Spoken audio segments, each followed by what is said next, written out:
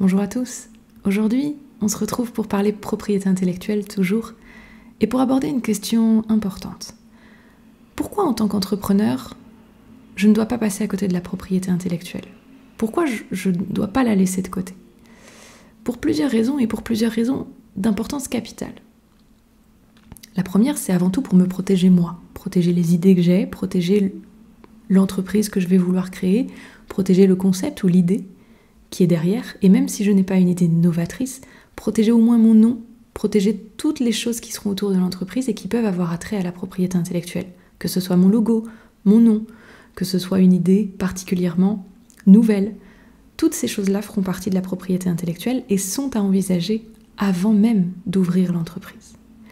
La deuxième raison pour laquelle la propriété intellectuelle, on ne peut pas s'en passer, c'est parce qu'elle valorisera la future entreprise, c'est parce qu'elle sera considérée, nous le verrons, comme un actif incorporel de l'entreprise et qu'elle aura une valeur. La troisième raison pour laquelle il ne faut pas laisser de côté la propriété intellectuelle, c'est aussi pour anticiper. Anticiper des futurs litiges, que ce soit pour me protéger ou que ce soit de litiges ouverts par des tiers. Si on commence par évoquer la question de la protection, le premier principe. Si je décide de me lancer, je vais pouvoir protéger, comme je vous le disais, mon nom, par le biais d'un dépôt de marque par exemple, déposer mon concept s'il est novateur auprès d'un huissier de justice, pourquoi pas, protéger un dessin ou un modèle si jamais j'envisage un produit qui serait original ou qui aurait un design original. Je peux également me prémunir de protéger mon logo. Je peux déposer un brevet si mon innovation est technique. Ou je peux également envisager les contrats avec les tiers. Dans les contrats avec les tiers, il faut s'assurer qu'il y a les bonnes clauses de propriété intellectuelle à l'intérieur. On fera une vidéo sur les clauses de propriété intellectuelle et ce qu'il faut voir dans les contrats avec les tiers, que ce soit avec ses propres salariés, que ce soit avec des futurs partenaires. Les clauses de propriété intellectuelle sont fondamentales. Si on évoque maintenant la valorisation, pourquoi la propriété intellectuelle valorise votre entreprise? Elle valorisera votre entreprise pour plusieurs raisons. Parce qu'elle représente un actif incorporel, c'est-à-dire qu'elle a une véritable valeur au sein de l'entreprise.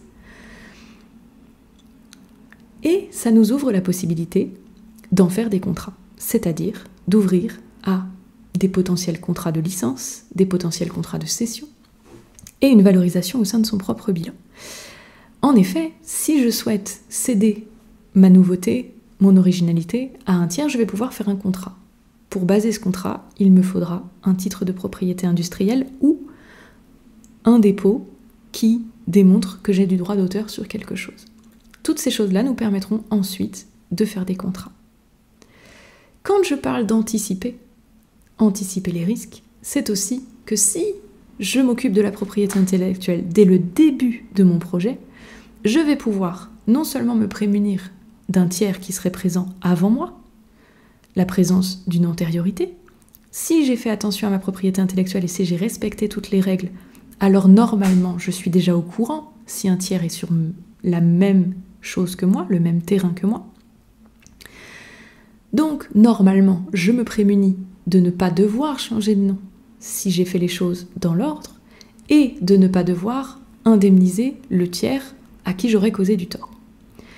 Et l'autre pan de l'anticipation, c'est qu'à la fois si je fais ce qu'il faut en matière de propriété intellectuelle, que je protège mes contenus, alors c'est moi qui vais pouvoir cette fois me prémunir de toute reprise d'un tiers.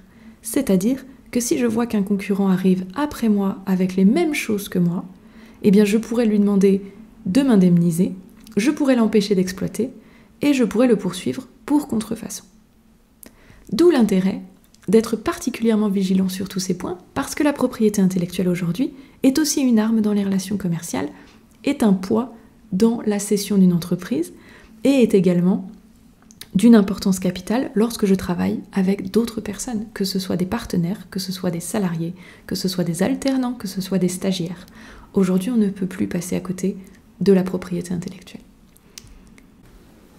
On se retrouve très vite avec d'autres contenus, plein de vidéos, plein de conseils sur la propriété intellectuelle. À très vite sur Juridique.